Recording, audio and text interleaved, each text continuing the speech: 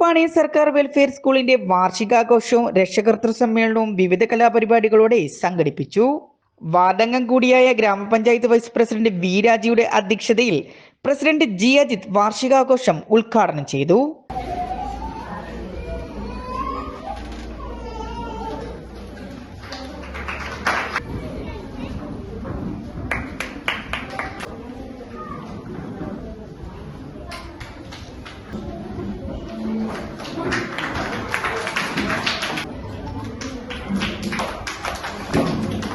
നടന്നുവരുന്ന കാലഘട്ടമുണ്ട്.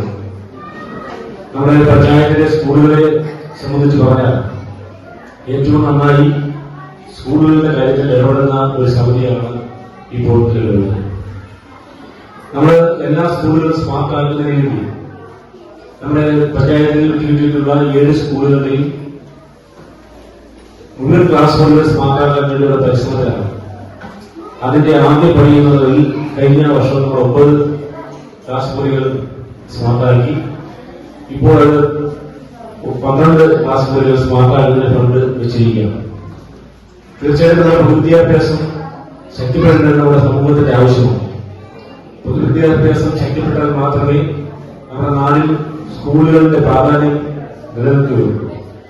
നമുക്കറിയാം, സർക്കാർ സ്കൂളിൽ വരുന്ന പലർക്കും ഇപ്പോൾ ഒരു മടിയായിരുന്നു. നേരത്തെ ഇപ്പോഴില്ല. ഇപ്പൊ കഴിഞ്ഞ ദിവസം ഞാനൊരു പ്രൈവറ്റ് സ്കൂളിന്റെ വാർഷികത്തിൽ പോയി ഞാൻ സംസാരിച്ചുകൊണ്ടിരിക്കുക. വിശ്വാസിനെയാണ് വന്നത്. അപ്പൊ അവിടെ നമ്മൾ ഈ സർക്കാർ സ്കൂളിന്റെ മെച്ചപ്പെടുത്തുന്നതിനെ കുറിച്ചും അതിനെക്കുറിച്ചുള്ള നല്ലപോലെ സംസാരിച്ചു. അപ്പൊ അവിടെ പ്രതീക്ഷ. അധ്യാപക അവാർഡ് ജേതാവ് ഡോക്ടർ മനോജ് എസ് മംഗലത്ത് മുഖ്യാതിഥിയായി.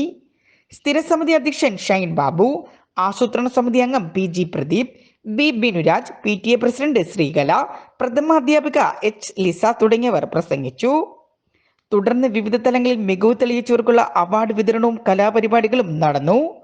കുട്ടികൾക്കൊപ്പം അധ്യാപകരും നൃത്തച്ചുവടുകളുമായി എത്തിയത് ശ്രദ്ധേയമായി. നാട്ടുവാർത്ത, ഏരൂർ.